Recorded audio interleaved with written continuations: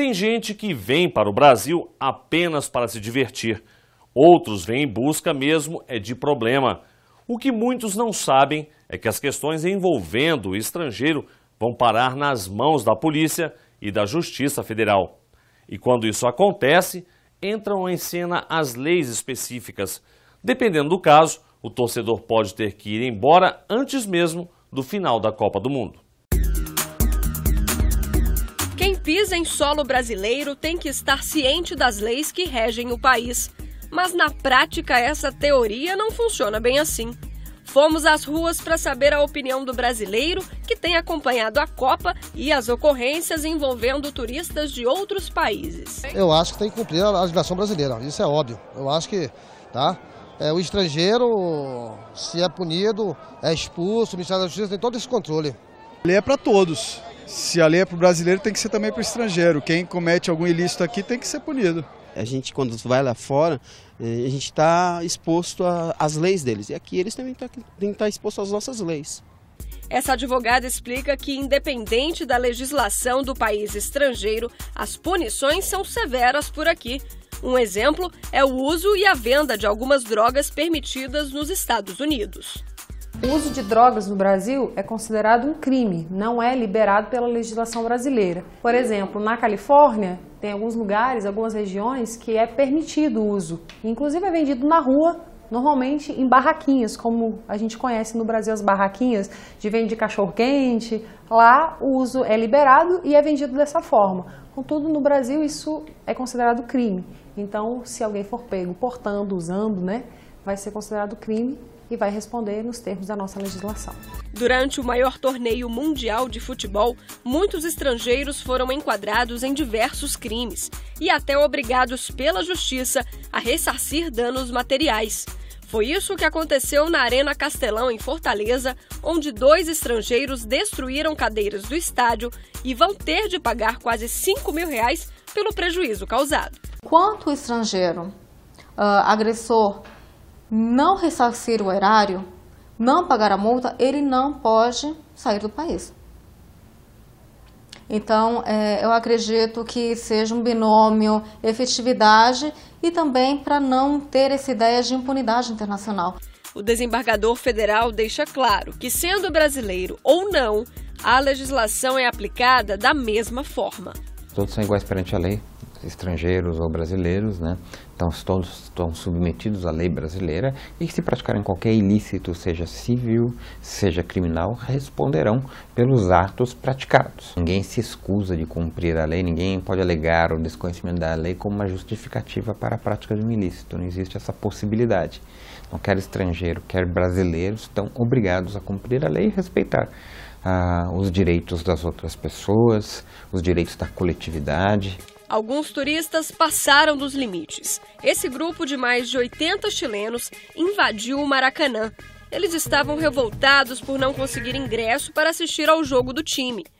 Neste vídeo feito por um celular, é possível ver o momento em que os chilenos invadem o centro de mídia do estádio.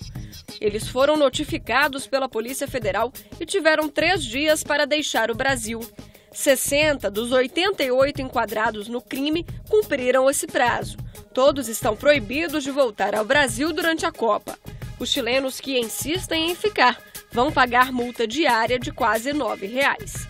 O juiz federal Alexandre Vidigal explica que o valor baixo é estipulado pelo Estatuto do Estrangeiro, que é antigo e não condiz com a realidade. A legislação que define sanções ao estrangeiro em situação irregular no país é uma legislação de 1980, é a Lei 6.815.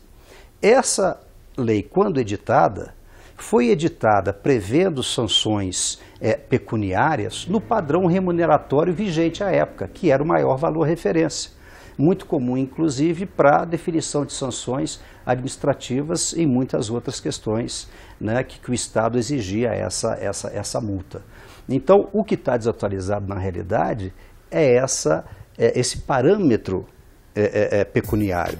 Essa turista carioca estava bem perto do estádio invadido pelos chilenos e custou acreditar no que viu. Foi uma confusão dentro do metrô, eles batendo no metrô, quebrando o metrô por dentro.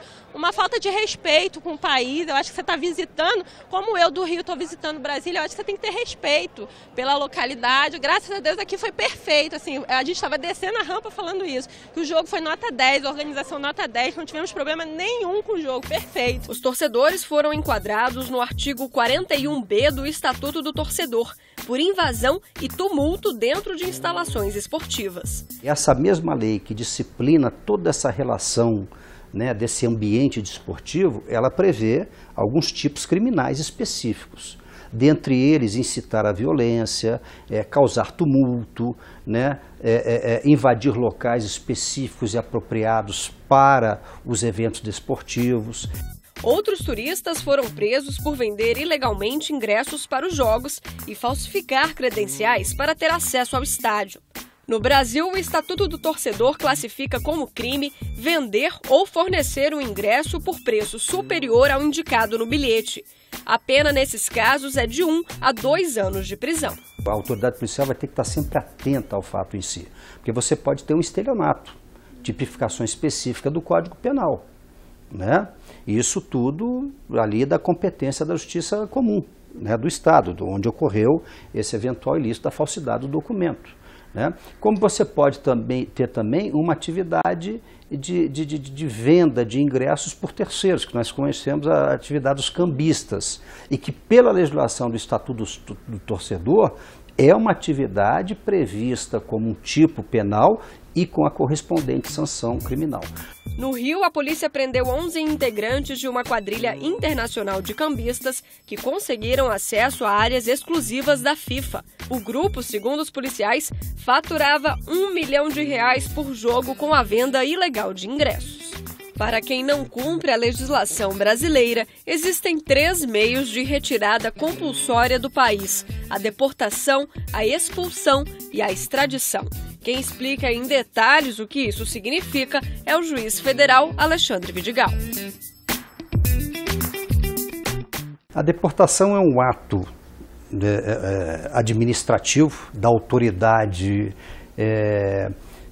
policial brasileira, né, vinculada ao Ministério da Justiça, que busca devolver, né, exigir o retorno de um estrangeiro que ingressou no país ou permanece no país de modo irregular.